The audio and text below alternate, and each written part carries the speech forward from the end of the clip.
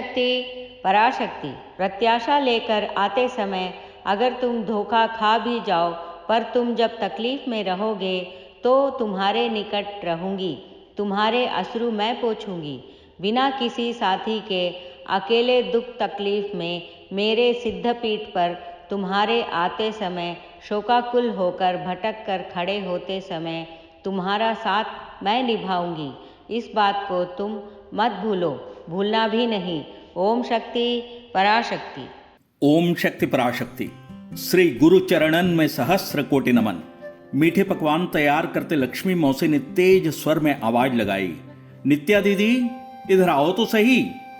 नित्या उधर आते हुए कहने लगी, क्या लक्ष्मी, मीठे पकवान बनकर तैयार हो गए क्या? लक्ष्मी ने कहा, हाँ करीब करीब तैयार तो हो गए, पर देखो इधर जरा, तुम्हारे निकासी वाली नली के कचरे में कुछ पड़ा सा हुआ लग रहा है, जरा देखो तो क्या है। नित्या ने उस काई से सने वस्तु को जरा असमंजस में पड़ते हुए हाथ में उठाया।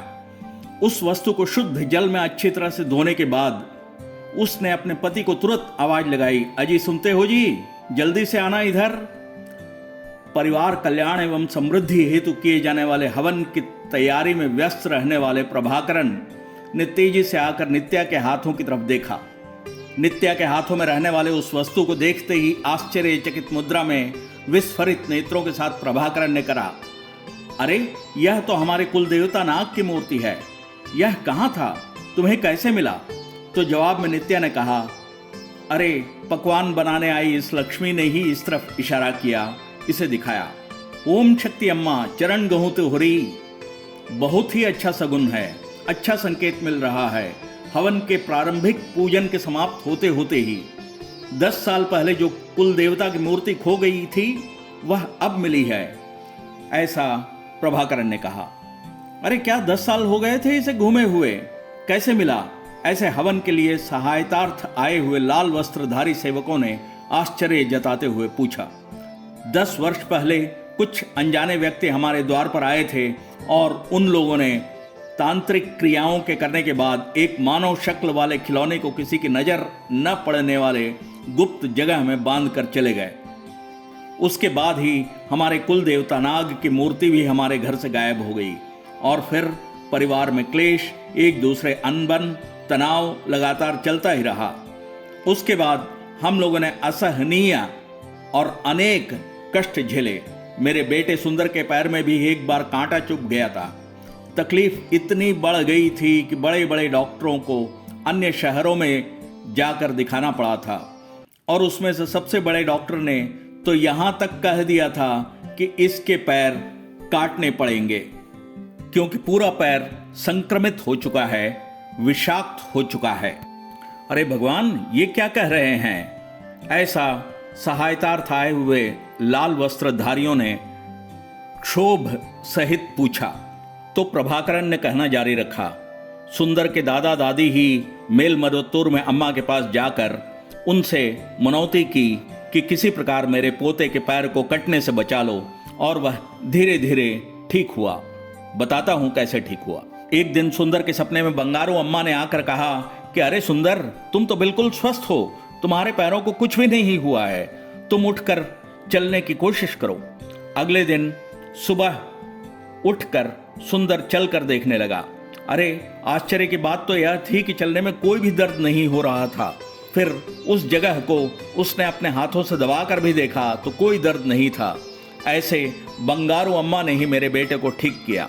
तो जवाब में एक लाल वस्त्रधारी सेवादार ने कहा, अरे अम्मा के द्वारा किया गए चमत्कार 1 या 2 नहीं, असंख्य हैं। अम्मा ने कितने ही लोगों की ऐसी सहायता कर रखी है। ऐसा कहते कहते हवन शुरू हुआ। हवन कुंड में कपूर जलाकर अग्नि पर ज्वलित की गई और उसमें समिधाएं जब डलने लगी और हवन की ज्वाला ने जोर पकड़ी तो सारे घर में मिर्च की तेज बू आने लगी। केवल इतना ही नहीं, हवन के लिए आए हुए सेवक शक्ति रुक्मिणी को सारे बदन में जलन होने लगी। ऐसा लगने लगा कि उसके सारे शरीर में किसी ने मिर्च रगड़ दी हो, और साथ ही शेष बचे लाल वस्त्रधारी सेवक भी मिर्च की बू बर्दाश्त न कर सकते हुए बाहर निकलकर आ गए। हवन होने वाले जगह में शक्ति रुक्मिणी और साथ केवल 2 सेवादार ही रह गए। हवन में से काला सा धुआं निकलने लगा और घर में पूरा काला धुआं छा गया। अभी यह 3-4 लोग काले धुएं से ऐसे ही परेशान थे, तभी हवन कुंड से एक काली सी आकृति बाहर आई और रुक्मिणी की तरफ आते हुए शक्ति रुक्मिणी को एक झटका सा दिया। शक्ति रुक्मिणी इस झटके के चलते गिर गई और साथ ही बेहोश भी हो गई। बेहोश होते होते उसे ऐसा महसूस हुआ जैसे किसी ने उसे अपने बाहों में संभाल लिया हो। थोड़ी देर बाद जैसे ही शक्ति रुक्मिणी को होश आया, हवन संचालन करने वाले सेवकों में से शक्ति हरिहरन, जो कि कपूर की आरती कर रहे थे, वहां खड़े होने में सक्षम नहीं हो पा रहे थे और आरती की थाली को शक्ति रुक्मिणी के हाथों में देकर बाहर निकल गया। और एक सेवादार शक्ति कृष्णा ने भी कहना शुरू कर दिया कि अरे आंखों की जलन अब मुझसे सहन नहीं हो पा रही है, और वह भी शक्ति रुक्मिणी से कहकर निकल गया। अब हवन का संचालन केवल शक्ति रुक्मिणी ही कर रही थी। अब वह काली सी आकृति फिर से उभरी और शक्ति रुक्मिणी पर एक बार और आक्रमण किया। शक्ति रुक्मिणी को फिर से झटका देकर उसने गिराने की कोशिश की, पर इस समय श्री बंगारू अम्मा ने आकर रुक्मिणी को फिर से संभाल लिया। अब रुक्मिणी को भी बंगारू अम्मा की आकृति स्पष्ट दिखाई दे रही थी।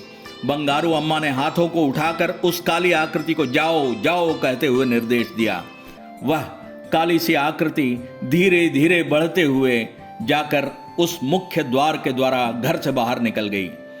शक्ति रुक्मिणी की आंखों में जलन और शरीर में जलन तो थी ही, पर शेष सारे सेवादार बाहर निकल गए थे, इसलिए किसी प्रकार से अकेले से खड़े रहकर हवन का संचालन करना जारी रखा। उस हवन में बंगारू अम्मा की तस्वीर की अर्चना एक बालिका कर रही थी। हालांकि वह बालिका अस्थमा के प्रकोप से ग्रसित थी, पर इस दौरान उसे कोई भी बाधा नहीं पहुंची और इस हवन के खत्म होते होते उसकी अस्थमा वाली बीमारी भी खत्म हो गई। इस परिवार समृद्धि हवन के समाप्त होने के पश्चात श्री प्रभाकरण सुख और शांति का जीवन जी रहे हैं।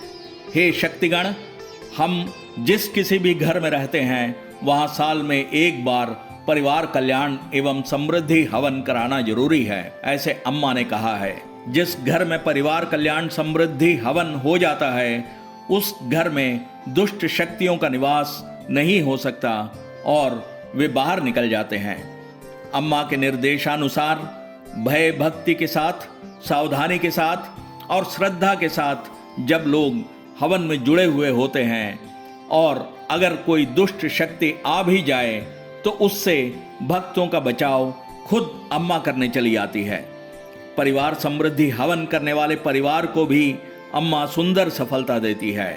आइए शक्तिगण, हम अपने घरों में परिवार समृद्धि एवं कल्याण हेतु अम्मा के बताए हुए हवन का आयोजन करवाते हैं और अपने जीवन में सुख, सुविधा, शांति और सफलता पाते हुए समृद्धि का जीवन जीते हैं। ओम शक्ति पराशक्ति।